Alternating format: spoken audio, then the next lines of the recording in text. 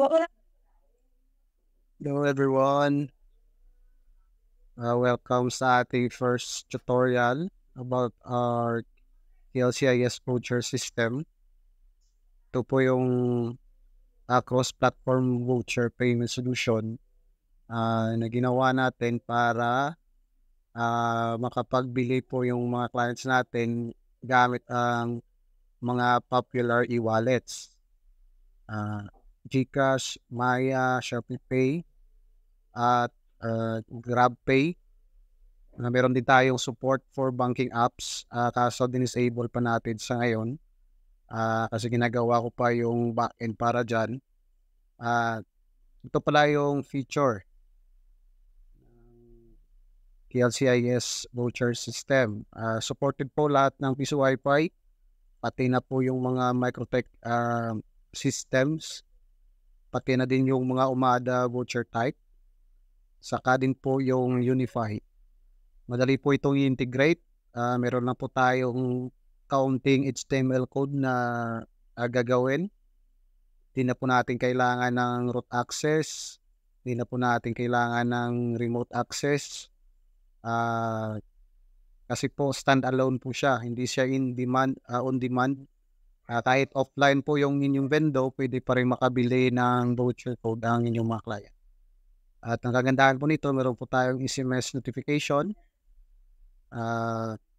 Meron tayong napakaganda at comprehensive na admin panel na makikita mo yung daily sales, yung mga voucher na nabili, as well as pwede po kayong makikita nyo po yung inyong income. So, ganito po yung concept ng TLCIS voucher system. So, mag-generate po kayo ng voucher code sa inyong mga Wi-Fi vendor or Microtech. Then, yung na-generate ninyo na voucher code, example, 100 pieces, 500 pieces, so and so forth, na magkakaiba yung amount. I-format lang po natin sa required na format na kailangan ng voucher system natin sa pag-import. Dito po yon. I-import lang po natin dito. Ito po yung system natin, no? Meron po akong ginawang daming account dito na i-demo natin kung paano mag-integrate. First po muna is sa AdoPaySoft system. So yung voucher na na-generate natin, dito lang po natin i-import. Yan. Mamaya, mag-run through tayo dyan. So, ito yung concept niya. Katapos mo mag-generate, i-upload mo lang sa TLCIS voucher system. Katapos mo na upload, meron po tayong voucher.html na gagawin. Mag-edit po tayo. At kagandahan po nito is pwede po itong mag-host locally. Ibig sabihin po, no need na po ng hosting sa inyong side kasi po offline pwede po kayong mag-host ng store. Ngayon sa na-test ko, supported po natin yung Microtech, mga Microtech hotspot, kasama na po yung AdoPaySoft kasi ang AdoPaySoft meron po itong feature na pwede pong mag-upload ng HTML file sa system mismo. So pagkatapos yun, once ma-set up na, ito pong mangyayari, maglalagay po tayo ng buy voucher button sa inyong hotspot portal. Kagaya po nito. Open ko lang yung portal, no? So kagaya po nito. So kung nakikita ninyo, meron po tayong buy voucher code dito na nilagay. At naka-upload po yung ating voucher.html locally sa AdoPaySoft.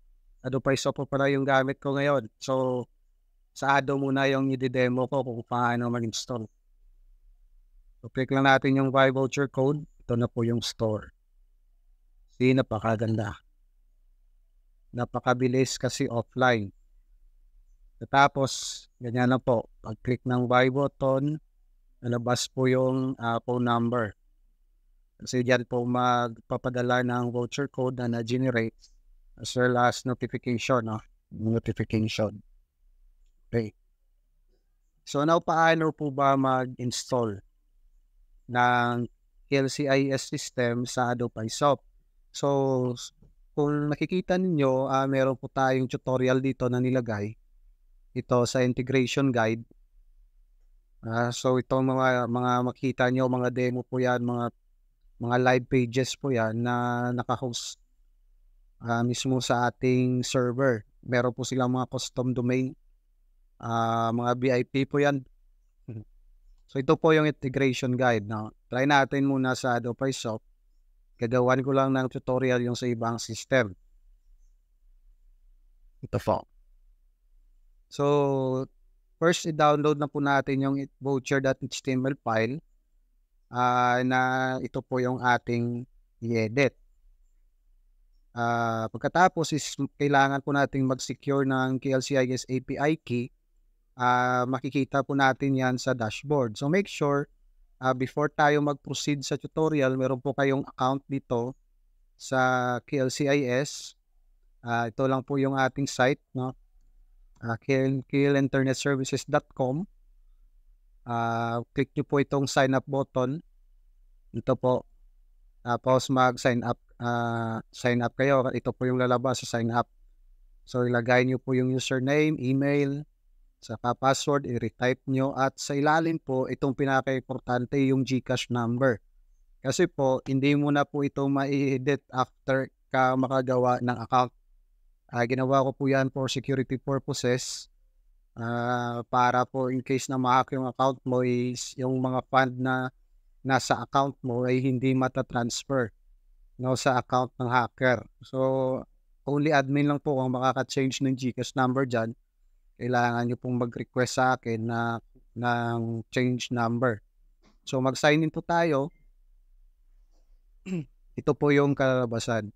So ang API key makikita po natin dito sa dashboard mismo. So click nyo lang po yung copy or show. Tapos copy. And then kailangan po natin yan. I-set aside muna natin yan. Kasi gagamitin po natin yan sa pag-edit mamaya.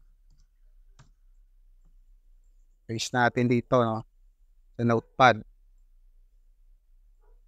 Okay. So save muna natin. Balik po tayo dito. So now, ang gagawin po natin is magda-download po tayo ng voucher.html file. So ang voucher.html file, kasi step 1 po yan eh. Makukuha po natin yan dito sa ating group. Sa search lang po natin yung LCIS voucher system. Sa Facebook group, naka-public po yan, open for public. Pwede kayong mag-join. Di na kailangan ng approval kasi open community tayo. Democratic. Dito po sa files, meron po tayong voucher.html na nilagay. So ito is an old version. Meron po tayong ilalagay mamaya na bagong version ng voucher.html na gagamitin. So basta ngayon, let's assume na na-download ko na po ito. So ang mangyayari is ito po. Kailangan lang po natin ng magandang code editor. So ako ginagamit ko po yung sa pag-edit is ang Notepad++. Ito, hindi kayo mag-download niyan, Notepad++. So ito po yung voucher store, demo voucher store na gagamitin natin. So kung i-open po natin yung demo voucher store, is ganito po yung kalalabasan yan ng demo voucher store. Ganito po yung itsura.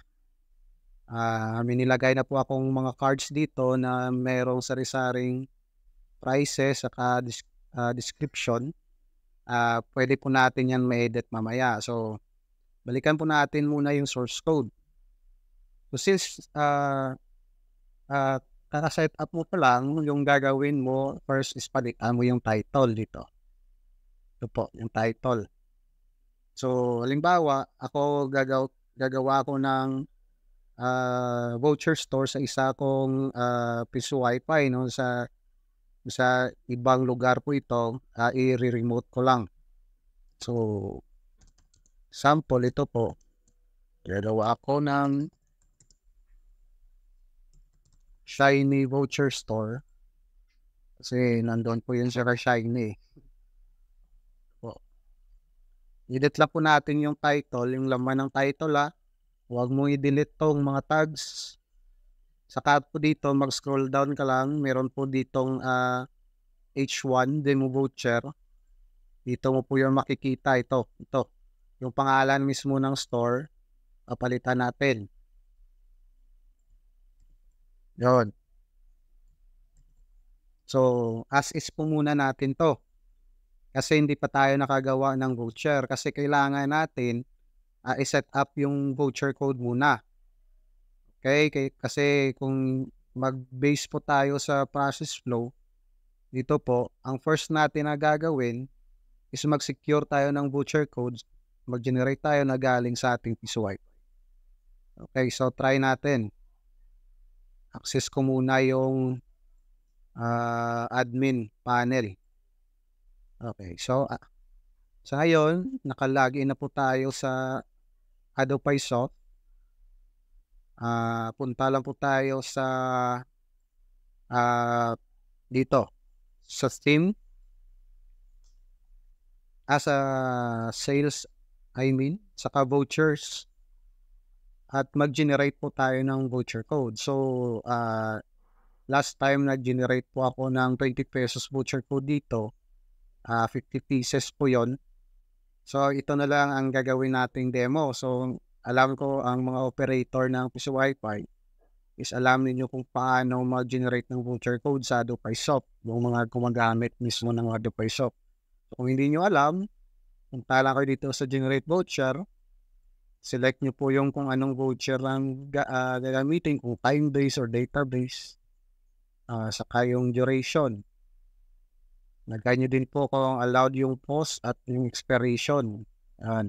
Tapos ilang voucher ang i-generate at yung price. Tapos i-generate po. So, mas maganda kung habaan mo yung length dito. Sampling mo, gawin mo 10 para hindi po mahulaan. Of course, for security reason din yan. So, try lang natin. So, halimbawa, naka-generate na kayo ng voucher codes at iba-iba po yung mga presyo. So, ako, ginawa ko isang price lang muna at hindi pa muna ako nag-add ng ibang price. Pero gagawin ko yon mamaya. As for demo purposes, isang price range lang po muna, isang price category. 1 day, 20 pesos. So, ang gagawin na po natin is select natin ito, ang lahat ng voucher code. Pagkatapos is download po natin yung CSV file. So, wag po natin i-click ang ganitong button, yung main. Click po natin itong drop down. Then, punta tayo sa download text file, time/date, code, price. Tapos, save lang po natin. So, ako save ko lang sa desktop. Pagkatapos, i-open po natin ito. Okay.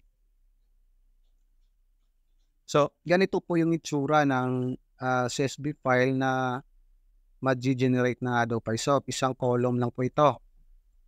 Okay, so since tamad ako, hindi ko po ito i-encode manually. So, ang kagandahan po ng Excel is meron po tayong data partitioning na approach. So, kaya po i-extract ng Excel yung voucher saka yung price kasi ganito po yung format ng Adobe Shop. Iwan ko bakit nakaisang column lang ito.